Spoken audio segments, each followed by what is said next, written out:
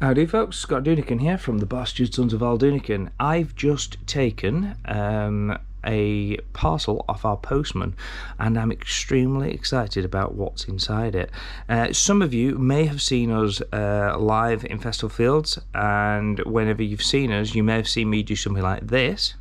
Yeah. Crop Ready, are you ready for the first time some South Yorkshire hip hop has come to Crop Ready? Turn it up.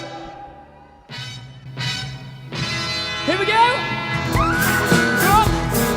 And you may be wondering actually how I can do that just from hitting a button on the stage. And that's thanks to a wonderful thing called the Backtrack. Let's take a look.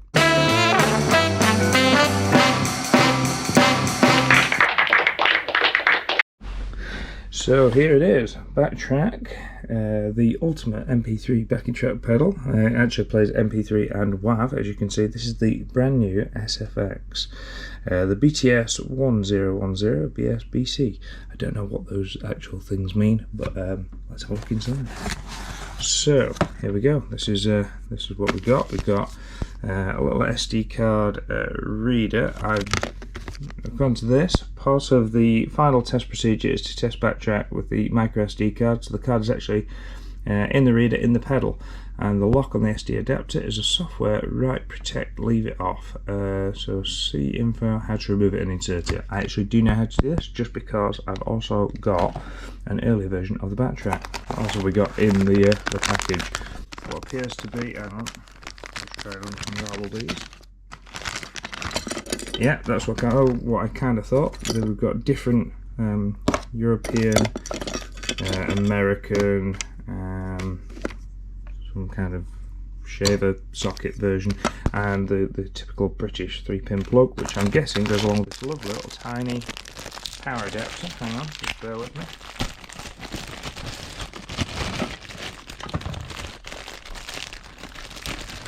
I suppose these people that do these unboxing videos usually have an assistant, I'm guessing, but yeah, basically I'm guessing that just slots straight into there, like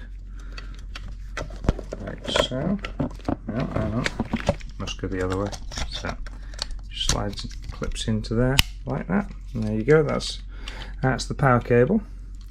So that also comes with it, and then there's the actual pedal itself, which comes in a little plastic bag.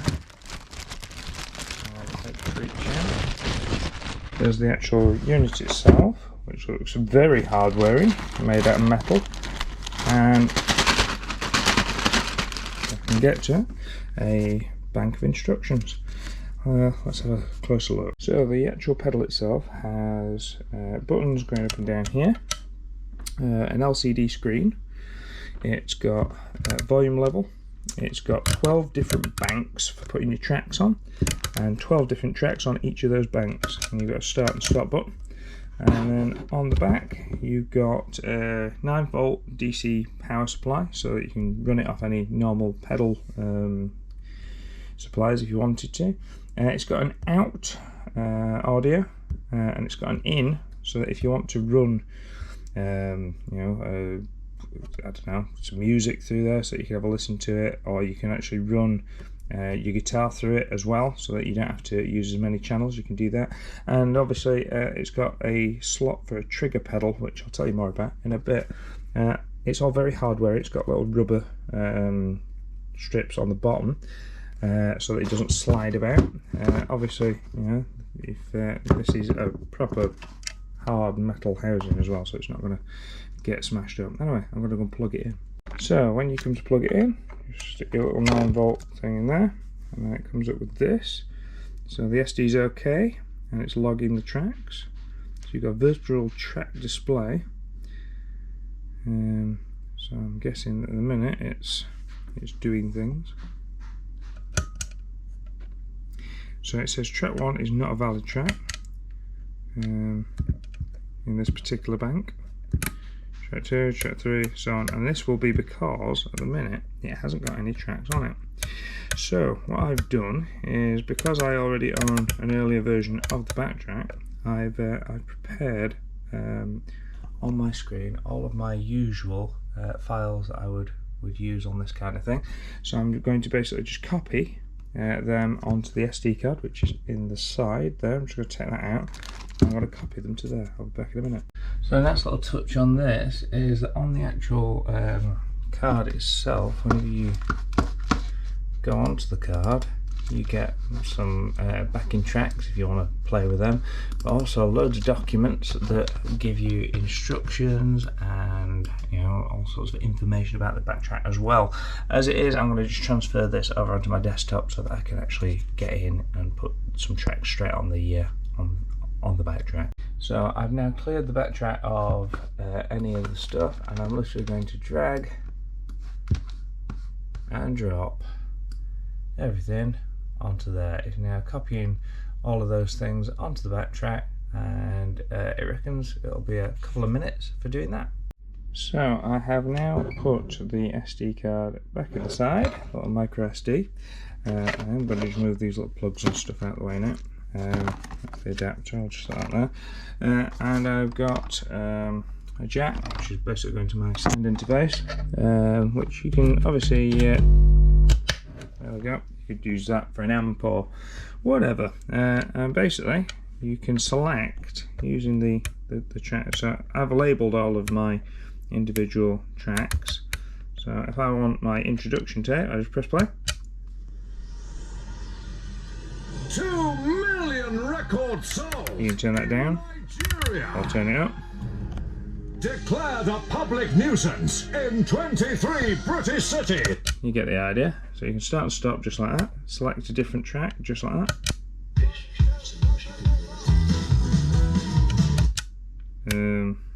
What I think's great as well is as you finish your track, so if you press play, it comes to an end naturally. You stop it, it then moves on to the next track, so it's ready for a set list. So, and obviously, if you want, want to replay something, you can select. You can also select it from here as well, so you can see the actual things changing. And obviously, there's lots of different banks of different things on different tracks. Now, as it is for me, I mean, come on then, you yellow bastards! I use it for all sorts of different things. I use it for sound bites. I use it for backing tracks, intro tapes. So this is me and Beyond's intro tape. 6 zillion albums sold. That kind of thing. We've got what else have we got on here? Sound bites. We use it for if anybody's ever seen us live, you'll sometimes see us do jump around. We trigger it that way. And the great thing is you can go up and down the banks. So going up, going down, or you can literally select the banks from here. I mean, even down to the fact that if there isn't a track on a particular track, so at the minute it's saying there isn't one on 84, 85, all them lot. So I mean, I've even got mixtapes, so that when we're in between sets, say for example we're doing a show and we want some music on in between, I put like a bunch of mixtapes on there that are like 40 minutes long or whatever. Oh, you don't take me home tonight. Other bands are available, Chaz and Dave, whatever. I mean, we've got the options are very wide and varied, but I've got what I have done for me personally while I was planning all this out, because my old backtrack used to just have 4 banks, whereas this one's got 12. So I've been planning out what was going to go on each thing. So I did that last night before this arrived, and obviously in amongst all of the stuff that's on the SD card, they do have a little plan so that you can map these things out for yourselves. I mean, obviously 144 tracks is a lot of tracks, and I mean it's going to take me a long time to even consider filling that, though I do know that I will be adding a completely different show to these 3 banks at a later date.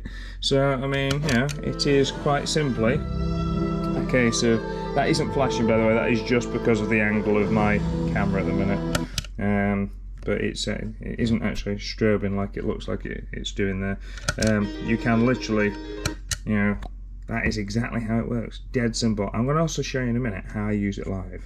So, for anybody that's ever seen our band live, you will know that generally I have a fear of forgetting my words, so I always have an iPad on stage. Usually, from the front, everybody just sees this, which is the stand, and usually I've got a couple of uke stands attached to it, so it does function as a multi-stand in its own right.